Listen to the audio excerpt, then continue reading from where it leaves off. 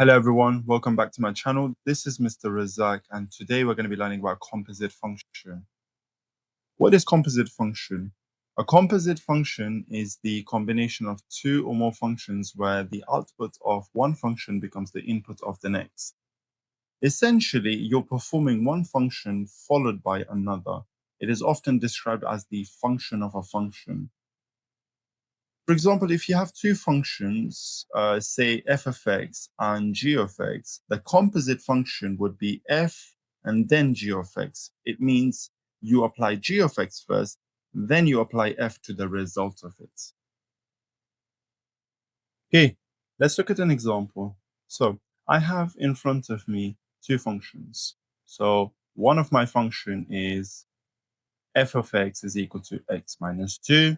Then I have another function g of x is equal to 5 minus 2x. What does the question ask me? The question asks me for f g of x. The first thing what I'm going to do is I'm going to rewrite all of that. So I'm going to rewrite that, but instead of that, I'm going to put the g of x into a brackets like this. Instead of writing g of x, I know what it is. I know it's 5 minus 2x, so I'm going to write down f into bracket 5 minus 2x. Now, what that means is that I'm going to replace x with 5 minus 2x.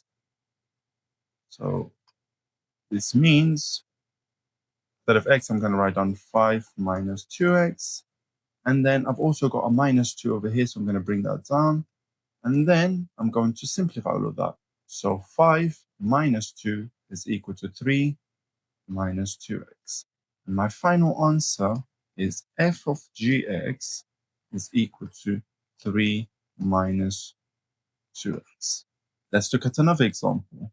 I have a function f of x is equal to 2x plus 1.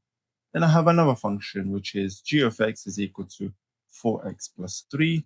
I have been asked to work out g f of x. That means if I rewrite all of that, I'm going to put the f of x into a bracket like this.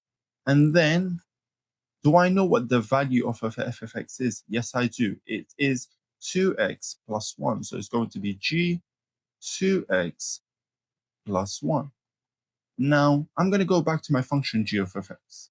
So g of x is equal to 4x plus 3. Instead of this x, I'm going to replace that with 2x plus 1. So this is going to be 4 2x plus 1 plus 3. And now I'm going to expand this bracket. 4 times it by 2 is equal to 8x. 4 times it by 1 is equal to 4. And then bring down the 3 over here. And then simplify everything. So that would be 8x plus 7. And there you go. That's my final answer. 8x plus 7. Here's a question for you guys to try. So I would suggest pause the video now and try the question. When you're ready, then resume the video. Hopefully by now you should have finished the question. So let's look at it together. Now in this scenario, I have been given two functions, but I can see that the question's asking me for f and then fx, which is a bit tricky to be honest. What I'm going to do is I'm going to write down f, then I'm going to write down f of x into the bracket like this. So what that means is where you see f of x, I'm going to replace that with 2x plus 1. We're still focusing on the f of x. That means where you see x over here, now you're going to substitute 2x plus 1 in there. So that would be 2 and then 2x plus 1, and then bring down the 1 over here. 2 times 2 is equal to 4x. 2 times 1 is equal to 2, and then bring down the 1. Simplify this expression, which gives me 4x plus 3. I'm done. Here's an example for you to try. So pause the video. Hopefully by now you should have attempted this question. Let's go through this question together. I have three functions in front of me, so f of x, g of x, h of x. I'm only interested in two of them, which is g and h of x. I'm going to rewrite all of this as g, h of x, g. Instead of h of x, I'm going to substitute what h of x is equal to, which is the square root of x. G of x is equal to x cubed, so I'm going to replace the square root of x instead of this x.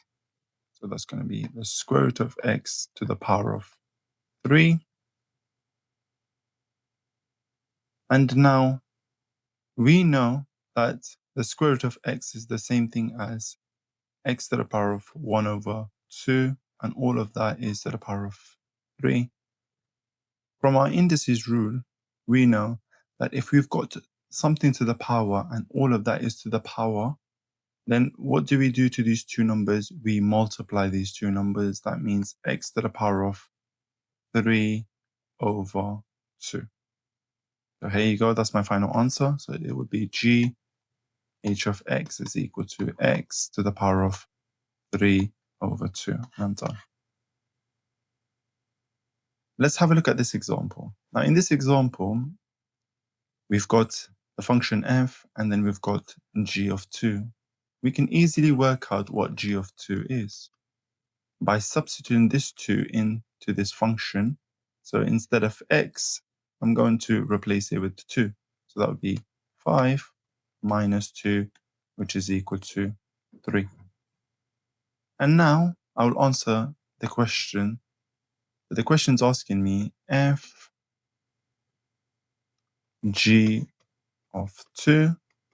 So instead of g of 2, I know g of 2 is 3. So that would be f 3 is equal to 3 over 2 times 3 plus 1. Simplifying all of that is going to give me 3 over 6 plus 1, which is 3 over 7. So my final answer is going to be f g2 is equal to 3 over 7. Okay, here's another example for you to try. Pause the video. When you're ready, then resume the video. Hopefully by now you should have attempted this question, so let's quickly go through the answer. So I can see that we've been given three functions, f, g, and h. And the only two functions we are going to be using today is the f and g. So the first thing I'm going to do is work out the f of 3, which is equal to 3 plus 2, which is equal to 5. And now, focusing on my function g, f of 3 is equal to 5 cubed, which is equal to 5 times 5 times 5. And that gives me 125. And that's it for today. If this video helped you, then please give it a thumbs up and subscribe so you don't miss out on the future videos. Drop any questions you have in the comments below, and I'll see you in the next video.